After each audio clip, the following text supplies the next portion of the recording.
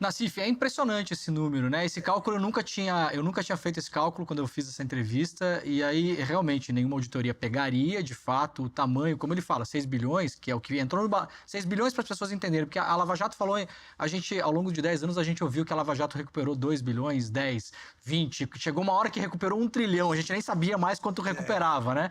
Mas, de fato, o número exato que a gente tem hoje é 6 bilhões, porque isso entrou no balanço da Petrobras. Isso a gente pode dizer, todo o resto entra no mundo da fantasia. Agora, se fala pouco, né, Nassif, do que destruiu também a economia brasileira, né? Foi muito. Tem que levar em conta o seguinte, você tinha um departamento dentro da Petrobras que não era corrupto, que era o departamento que nas obras de engenharia definia o preço base. Então, a empreiteira não podia ir acima do preço base. Então, digamos, essas propinas saíam da margem das empreiteiras aí. Mas eu só queria chamar a atenção para um ponto sobre esse estilo da Lava Jato, que começa no começo dos anos 2000, nos Estados Unidos, quando o Departamento de Justiça cria uma área para crimes corporativos, e como crimes corporativos envolviam interesses grandes lá, eles definem uma metodologia. E essa metodologia é bem nítida aí na Lava Jato. Primeiro ponto. Trate de fazer operações espetaculosas, chamando a imprensa, para, desde o início, deixar claro que o sujeito é bandido. Segundo, se tiver que prender, prenda. Você teve o caso, por exemplo, da Anderson Consulting, que um diretor ficou meses preso quase numa jaula com ratos lá até abrir o bico. Invente crimes, se for o caso. Então, digamos, toda essa metodologia funcionou. Acabou quando eles pegaram o senador Stevens, que era o senador mais antigo lá dos Estados Unidos, e acusaram de lavagem de dinheiro. Por quê? Porque ele tinha uma chácara, e essa chácara ele fez uma reforma, e o valor que ele pagou pela reforma era mais do que o valor de mercado. Então acabaram com a carreira dele, ele morreu pouco tempo depois num desastre, daí foram descobrir que ele tinha sido enganado pelo empreiteiro. Mas o empreiteiro fez a delação dizendo que era lavagem de dinheiro. Então, ali começou uma reação interna nos Estados Unidos para impedir destruição de empresas e para impedir abuso. Aliás, o procurador que atuou nesse caso, o Stevens, aí recebeu uma condenação do juiz que valeria a pena a gente repetir. Isso aí, eles descobrem, a partir dali, eles percebem que pode ser uma grande arma geopolítica. Em que sentido? Então, eles pegam aquele conjunto de regras e jogam para a OCDE. E define uma regra no meio, que é o seguinte: qualquer corrupção que passe pelo dólar, é os Estados Unidos que investiga. E passa a cooptar procuradores e juízes em vários países aí, o caso da Itália é típico também, o caso do Sérgio Moro é típico, oferecendo duas coisas. Primeiro, ofereceu informações. Em qualquer investigação, se fornece informações, você dá poder para o juiz. E segundo, fornecendo a porta giratória. Ou seja, grandes escritórios de advocacia que eles podiam entrar quando saíssem da carreira de procurador. Então, o Moro, quando escreve esse trabalho dele sobre a Operação Mãos Limpas, já estava dentro desse processo. E quando você tem a unificação do serviço de espionagem americano, através da DHS, é bom lembrar que em 2009 houve um seminário no Brasil, bancado pelo Departamento de Justiça, em que as estrelas foram Sérgio Moro e Gilson Dipp, o sujeito que criou as varas especializadas. Isso antes da Lava Jato. 2009. E quem que participava disso tudo? Participavam delegados, promotores, cooptados, como? Através de cursos nos Estados Unidos, esse negócio todo. Qual é o interesse dos Estados Unidos nesse caso, Nassif, então, de entrar nos países?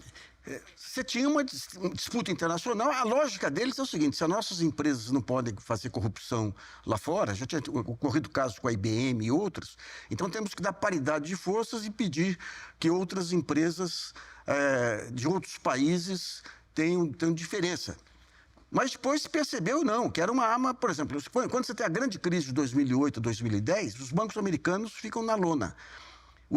A França, nós publicamos um trabalho na época de um estudioso francês, mostrando que a França poderia ter tido um baita crescimento, as empresas francesas bancadas pelos bancos franceses.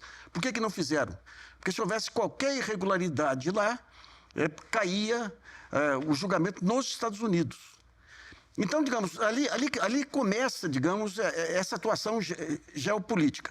Em termos de economia, Nassif, qual foi o impacto da Lava Jato na prática na economia brasileira, principalmente nos dois ramos que ela pegou, que foi petróleo e gás e construção pesada, para as pessoas entenderem, né? A gente tinha algumas empresas que eram muito grandes, muita gente não sabe disso, mas, por exemplo, essas grandes construtoras brasileiras eram empresas internacionais que construíam rodovias, viadutos, pontes, hidrelétricas no mundo todo. Isso é o grande foco da operação. Em outros países, a gente tem o exemplo aí de países que não destroem as suas empresas porque eles não são bobos, né? Eles isolam o corruptor e o corrupto, eles tentam eliminar aquilo, fazem pagamento de multa, algum tipo de acordo, mas a empresa segue. No Brasil foi diferente. O que aconteceu exatamente aqui? Eu lembro uma coletiva que eu participei lá com a imprensa convencional, lá com a Dilma, e eu perguntava isso. Vem cá, por que não aplica uma baita multa no controlador, no dirigente? Se ele tiver dinheiro, ele paga. Se ele não tiver dinheiro, ele vende a empresa e paga. Mas a empresa é preservada. E daí um comentarista de televisão falou, não, isso vale nos Estados Unidos, que são empresas de capital aberto, mas aqui são empresas familiares.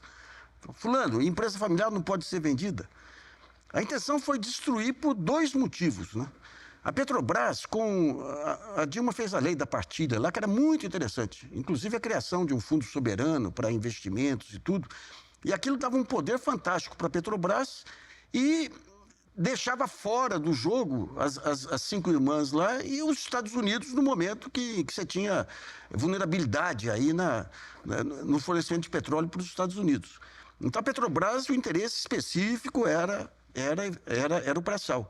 E as empreiteiras disputavam com as empreiteiras americanas em qualquer parte do mundo.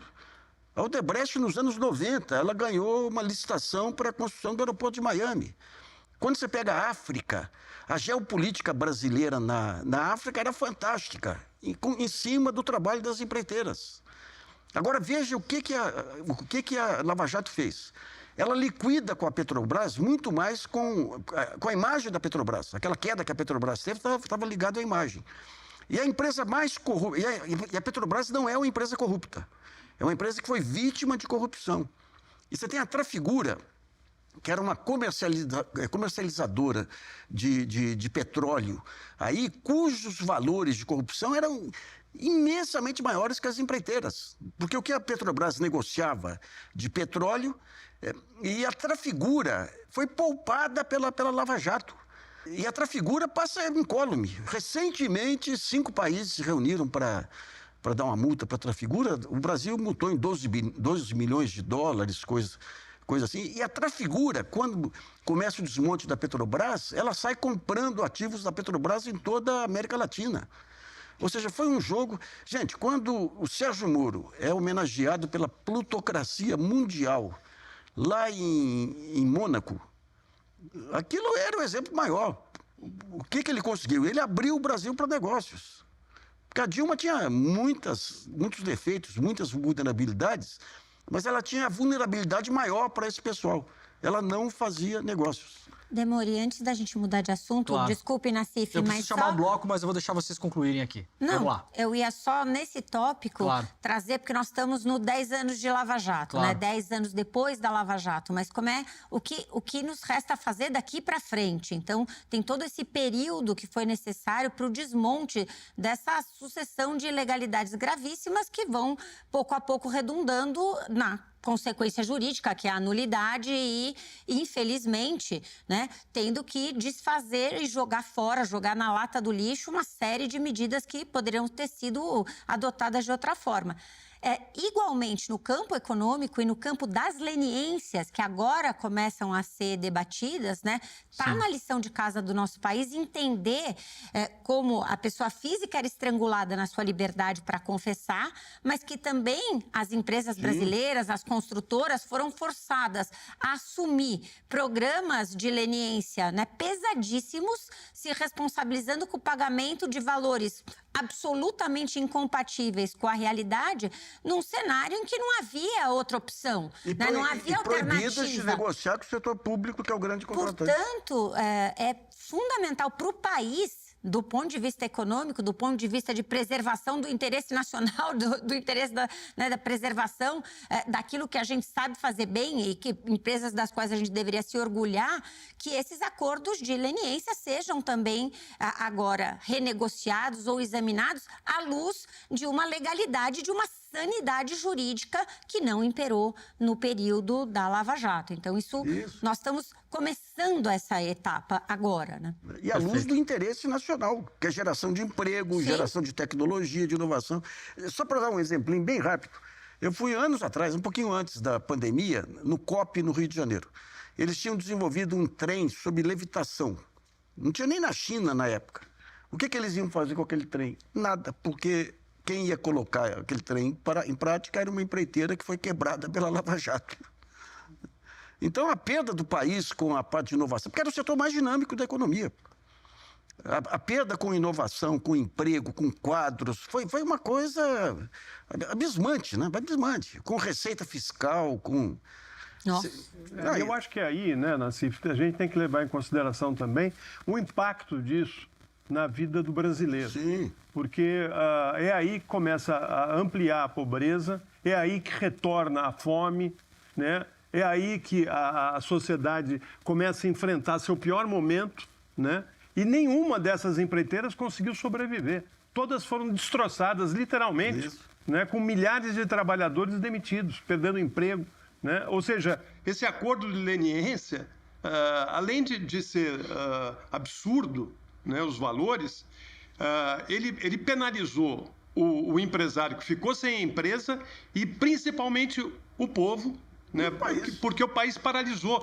Todas as obras públicas foram paralisadas durante alguns anos, né, e a gente passou a ter as pessoas vivendo na rua. Essa é a realidade. Pega a indústria naval, que estava... Porque todo o processo de indústria nova, como é que é? Você pega uma indústria naval, então você aceita no começo um preço maior até ela ter o aprendizado. Aqui, quando ela estava em pleno voo lá, acaba com a indústria naval, deixando regiões inteiras aí ao desalento. O grande exemplo é a cidade de Rio Grande, no Rio Grande do Sul, que é uma cidade, sim, que praticamente você passa hoje lá, uma cidade fantasma, né? Em vários pontos, ela é muito triste você passar lá. Você passava anos atrás, os canteiros estavam bombando, tudo, e desenvolvendo tecnologia que, eventualmente, depois o Brasil ia até poder vender para fora. A ideia era essa. Porque o Nassif muito bem sabe disso, o pré-sal era uma coisa que a gente estava desenvolvendo tecnologia, porque ninguém conseguia chegar tão fundo, né? Então, a gente estava desenvolvendo tecnologia para o Brasil e para vender aquilo depois para outras empresas, para outras companhias. Que nem a Noruega faz. Exatamente. Muito bem. Gente, muito obrigado. Eu vou ter que chamar rapidamente o intervalo, mas a gente já está voltando. Não saia daí.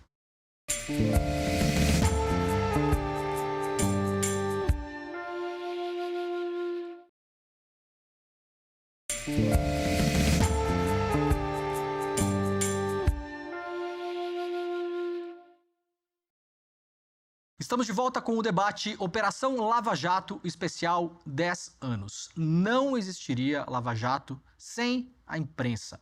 Nós preparamos um vídeo que mostra essa relação. Vamos ver. Iniciada em 2014, a Operação Lava Jato rapidamente ocupou as principais manchetes dos jornais brasileiros, com repercussão no mundo todo.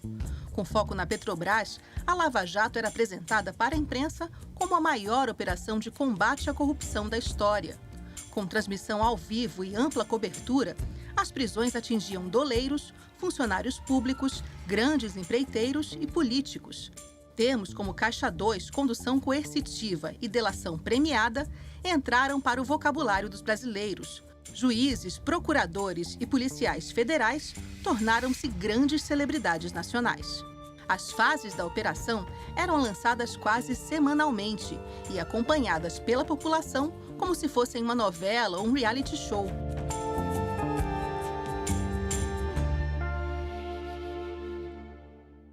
Carla Giménez, a gente vendo isso, não existia Netflix na época, mas tem coisa ali que parece título de capítulo de série do Netflix, né? A delação do fim do mundo, parece que é o capítulo da próxima semana e era de fato um pouco isso, né? Era vendido também como uma campanha de marketing, a gente como jornalista via muito bem, a gente começou a entender cedo como funcionava, tinha um esquema de continuidade de operação, a assessoria de imprensa trabalhando com os jornalistas, release entregue para os jornalistas, declarações dos promotores, dos procuradores, e quando o jornalismo podia parar para respirar um pouco, para ver os autos do processo, para tentar entender, falar com os advogados, já tinha uma operação de novo, uma sala de imprensa de novo, um release de novo, e foi assim por muitos anos. Na época você era a redatora-chefe do El País, jornal espanhol, tinha um braço importante aqui no Brasil. Eu queria saber como era para você e para os seus jornalistas cobrir a Lava Jato nesse momento em que a gente tinha uma fé pública no Ministério Público, na Polícia Federal. Não se colocava muito isso em dúvida, né, Carla? Não era uma coisa que a gente olhava para o Ministério Público Federal e pensava, acho que tem uma coisa estranha. A gente aprendeu como jornalista no Brasil a confiar muito no trabalho do Ministério Público, né? Na verdade, assim, eu vou voltar só apenas um ano rapidamente. Lava Jato começa a ficar mais intensa no noticiário em 2014. Um ano antes, a gente tinha vivido as jornadas de junho no país, quando toda a população foi para a rua, e uma coisa que o Brasil nunca tinha visto, assim, uma massa, né, cobrando mais educação, mais justiça social, menos corrupção, né? Então, o Brasil vinha numa sequência de países em que havia estourado, vamos dizer, uma catarse popular, né? Então, a Lava Jato vem entregar ali juntar a fome com a vontade de comer, né? Então, ela veio com uma promessa de vamos colocar os corruptos na cadeia. E mais ainda, tinha uma outra cenourinha maravilhosa, vamos levar os colarinhos brancos, né? Ou seja, o andar de cima, né? Então, eu, naquela ocasião, estava no Jornal Internacional, que é o mais independente, mais arejado, e também um jornal que tinha correspondentes no mundo inteiro, um jornal que nasceu nos anos 70 e que tinha feito a cobertura das mãos limpas. Os jornalistas que trabalhavam com a gente lá da Espanha, era uma troca muito rica, então a gente perguntava como é que foi e tal, e eles iam falando, olha, muita fumaça e pouca entrega, né? Ou seja, eles iam comentando com a gente, então a gente mais ou menos se preparava. Nós éramos uma unidade pequena em comparação aos grandes, à Rede Globo, aos grandes jornais, né? Então nós éramos, vamos dizer, os preteridos por procuradores que procuravam holofotes. Naquela altura, quando vinha aquela avalanche de notícias que era alguma coisa que a imprensa brasileira nunca tinha lidado, e mal entendíamos o que era judiciário, o que era Ministério Público, ou seja, eu me lembro que quando houve a estabilidade da moeda, os jornalistas passaram por N cursos de instituições para a gente entender o que seria o mercado financeiro depois da estabilidade. Nós não tivemos essas aulas com a justiça, né? Então, a gente foi, para que o telespectador entenda, né? Ou seja, se a Nestlé vai lançar um novo produto, ela tem uma assessoria de imprensa que vai mandar para a gente uma anunciada dizendo, olha, vai lançar um novo chocolate. Uhum. A mesma coisa, o Ministério da Saúde para dizer, olha, a vacina está chegando da dengue, né? Então, o Ministério Público também dizia, olha, temos uma investigação em curso. Isso não era comum, né? Não era comum. E não era comum que todo dia tivesse uma notícia incandescente, né? Ou seja, espetaculosa. E que a gente estava assim, na verdade, a gente pequeno ali se sentia, puxa vida, a Globo conseguiu esse furo, né? A furo a gente chama toda a notícia exclusiva. Então, eu falava, puxa vida, a gente queria tanto, a gente ficava naquela fila de querer ganhar alguma coisa, né? Então, o que a gente considerou por um momento uma falta de oportunidade, por outro também foi uma maneira de olhar com calma tudo o que acontecia, porque afinal de contas a gente nunca ia conseguir chegar na frente, né? Nós éramos um veículo pequeno. Porque os vazamentos muitas vezes, na maior parte das vezes, eram direcionados para os programas de maior audiência e os maiores jornais do Brasil. Até aquela altura a gente não entendia que era um vazamento. Eu estou falando de 2014 e 2015. A gente não entendia que era vazamento, a gente não entendia que era dirigido. A gente falava, pô, tem alguém investigando e levantou. A gente não entendia. Com o tempo e depois com um exercício de observação, porque a gente está falando, não é que foi publicado agora uma operação e daqui a 4 meses, não, era sistemático e virou um filminho de novela, uma série, vamos dizer, da Netflix, em que cada dia tinha um capítulo. Né? Então, aí você vai entendendo a dinâmica. E, além de você entender a dinâmica, você vai entendendo que aquilo... Peraí... Não, nossa, que interessante. Por que será que eles ignoraram que o Pedro Correia disse que essa corrupção da Petrobras vem desde a ditadura? Por que isso não está sendo... Por que só está pegando o PT? E a gente começa a juntar as peças. As pontas. Carla, é muito interessante você falar isso, porque em 14, em 15, sobretudo, nós fizemos N pedidos de apuração dos vazamentos, porque eram vazamentos estratégicos com uma finalidade determinada. E nenhum desses pedidos jamais foi atendido. Não, e pelo que a Dora está explicando, e é algo que é importante que as pessoas saibam, é que nós, jornalistas, e eu me incluo nesse bolo, a gente olhava para figuras como a Dora, os advogados, a gente falava, eles têm interesse. Se o PT tentasse se defender, a gente falava, ele está querendo fazer a nossa cabeça para se livrar de uma acusação. Então, a falta de formação do jornalismo em relação a este assunto, a gente teve que aprender na prática. A gente não tinha noção do devido processo legal. E o que você falou sobre boa-fé foi muito mais sério do que a gente achava. Nós jurávamos de pé juntos que aquilo era sagrado. E por isso que eu estou dizendo, a gente vinha... Aos olhos de hoje, talvez a gente não lembre, mas a gente vinha de uma evolução. A gente teve um marco com a estabilidade da moeda, depois a gente teve uma eleição de um presidente popular, depois a gente teve um crescimento econômico, depois a gente teve as manifestações. Então, a gente falava, nossa, o Brasil só está evoluindo, né? Então, a Lava Jato parecia que era parte da evolução, era, puxa...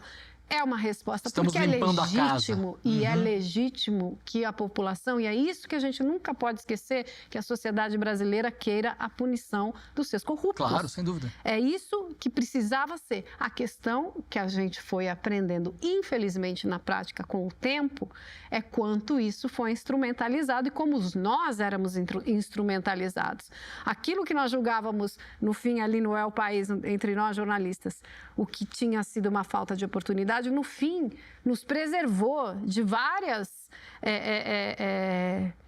presepadas, vamos dizer assim, do noticiário que hoje, a maior operação de corrupção do Brasil, e N títulos que hoje a gente vê quem se beneficiou politicamente, procuradores, juízes e tudo aquilo que aconteceu, desde a liberação da delação do Palocci, em véspera de eleição, a ida do Moro para Ministério da Justiça, aquilo, quem não se envergonha disso, e isso não tem nada a ver com política, isso tem a ver com uma questão de civilização, vamos dizer, de pacto social, de confiança, não entende nada, não entendeu nada. Então, tudo que a gente testemunhou foi um teatro, porque isso que eu estou dizendo de falar, que estranho, nossa, que coisa, né? Por que será que eles ignoraram, né, o passado da ditadura, a corrupção na Petrobras e Quando você começa a ver tudo direcionado para um partido que você, como jornalista, não quer defender, porque você não tem esse papel de defesa de um partido ou de outro, você percebe que você está fazendo o papel de uma peça, de um teatro. Né? Então, sem ser informado disso. Sem ser informado disso. Ninguém te explicou aquilo. Né? Depois viria a Vaza Jato para mostrar que aquele nosso papel relegado era porque nós não éramos, nós questionávamos, a imprensa toda fazia um senso de aprovação e apoio à Lava Jato, e a gente seguia a regra básica, vamos ouvir quem é contrário. Né? A nossa ficha caiu quando a gente ouviu um jurista que tinha sido professor do Sérgio Moro e que ele foi uma voz solitária, infelizmente eu não vou lembrar o nome dele, mas em que ele se envergonhava do aluno que ele tinha criado. E a gente sentia também com a matriz do jornal que eles compreendiam completamente. Ele falou, não, a gente também teve um juiz aqui que fez as mesmas coisas, num caso assim, assim, assado. Então, a gente teve referências internacionais para não se deslumbrar, né, no caso do El País. E isso foi nos dando o entendimento do que estava acontecendo. Hoje é muito mais fácil, a gente tem um especialista, o Fábio Sais Silva, que fala como a própria Lava Jato foi um agente que nos levou a, por exemplo, atacar e colocar o Supremo como uma fonte de desgaste, um inimigo a ser combatido, né? Que é o que regeu todo o governo da extrema-direita, que não existia no Brasil, né? Trouxe à tona... A gente vê o preço que a gente paga em relação a isso hoje, né? Nassif, quer comentar?